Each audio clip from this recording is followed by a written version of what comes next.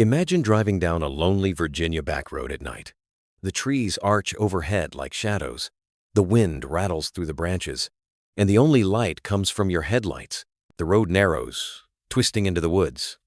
And then you see it, a small, weathered bridge standing in silence beneath the railroad tracks. The tunnel is cramped, the brick walls stained with decades of moisture and graffiti. The air feels colder here, as if the bridge itself has trapped all the whispers of the past. You stop, and just beyond the glow of your headlights, you see him, a man, dressed in a rabbit costume, holding an axe. This isn't the start of a horror movie.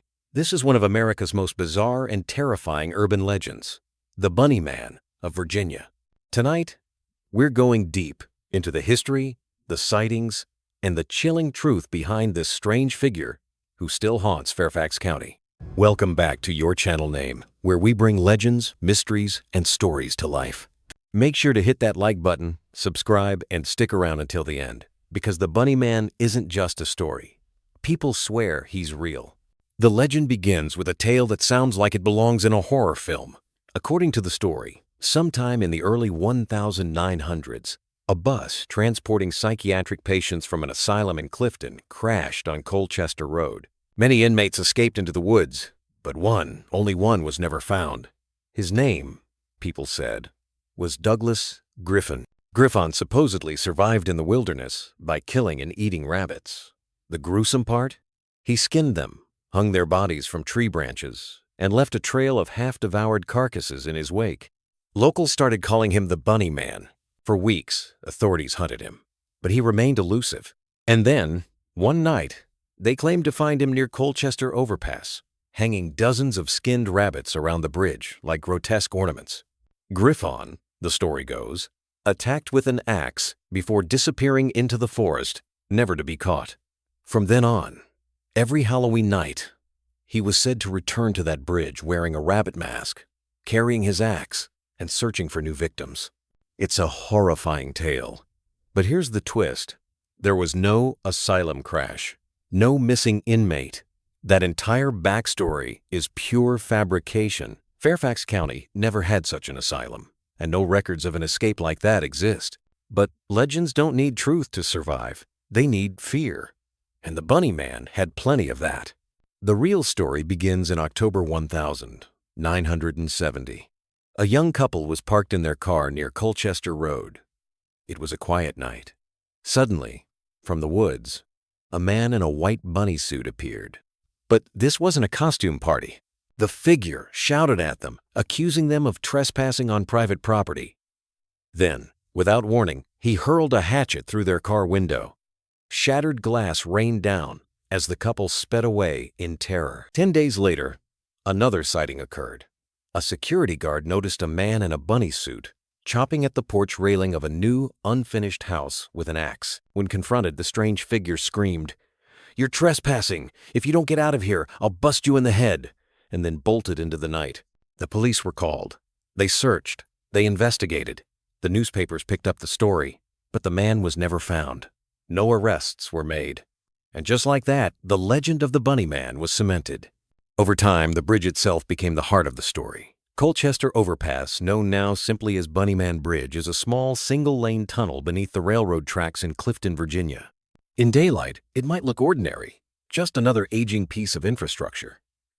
But at night, the atmosphere changes. The tunnel swallows sound. The trees close in. It feels like the perfect place for a ghost or something worse to lurk. Locals say that if you visit the bridge at midnight on Halloween, you'll see the Bunny Man. Some claim he will stand silently at the far end, watching, waiting. Others say he appears suddenly, his axe glinting in the dark, before chasing you away. People report hearing scratching sounds on their car roofs, as if claws are dragging across the metal. Others claim to see rabbits hanging from the trees or to hear distant, high-pitched laughter echoing through the tunnel. And as with any legend, the stories grew darker with time. In some versions, teenagers dared to spend the night at the bridge, only to be found hanging from the overpass, gutted like rabbits. In others, the Bunny Man is less human and more supernatural, able to vanish at will, moving like a shadow from one side of the bridge to the other in the blink of an eye. None of those deaths were ever documented. There are no police reports of bodies strung up at Bunny Man Bridge. But legends don't care about facts. They thrive on fear, and this one has enough to keep people awake at night. What makes this story so unnerving is how it twists something harmless into something horrifying. A rabbit costume is supposed to be silly, even comforting. Think of the Easter Bunny or a mascot at a kid's party. But imagine that same figure, silent, standing in the shadows of the forest, holding a weapon. It's unsettling because it takes the familiar and distorts it. That's the essence of the uncanny, the idea that something can be both familiar and terrifying at the same time. The Bunny Man is a man in a mask. He could be anyone. He could be anywhere. And that's what makes him so frightening. Even today, thrill seekers flock to Bunny Man Bridge every Halloween. So many people trespass that police now regularly patrol the area to keep the curious away. But that doesn't stop the stories. Locals still whisper about strange noises, unexplained movements, and the eerie feeling of being watched when you stand under the bridge. Some claim their cars were scratched after parking there. Others swear they saw a figure in the tree line, watching them from the shadows, only to disappear when the lights turned on. The Bunny Man has grown far beyond Virginia. His legend has inspired horror movies, short films, novels, and even video games. He's been referenced in TV shows, creepypasta stories, and countless online forums. Every retelling keeps him alive.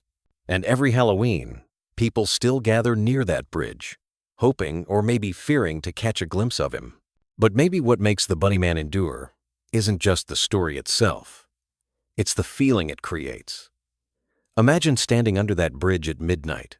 The wind rustles the leaves. Your breath fogs in the cold air. The darkness feels heavier here. You hear something in the distance, a crack of a branch, the sound of footsteps on gravel. Your heart races. You shine your flashlight, but there's nothing. You tell yourself it's just the wind. And then, from the corner of your eye, you see movement, a figure, tall, broad-shouldered, with long ears.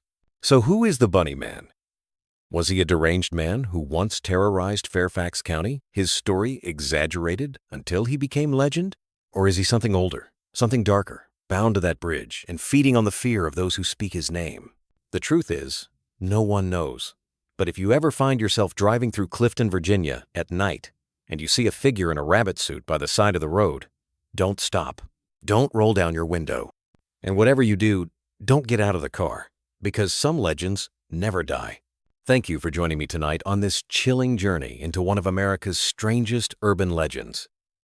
If you enjoyed this story, don't forget to like, share, and subscribe to Story Arc. It helps us bring you even more tales of mystery, horror, and the unexplained. And now I have a question for you. Do you think the Bunny Man is real or just a campfire story that got out of control? Let me know in the comments below. Until next time, stay curious, stay safe, and remember, sometimes the scariest monsters are the ones wearing masks.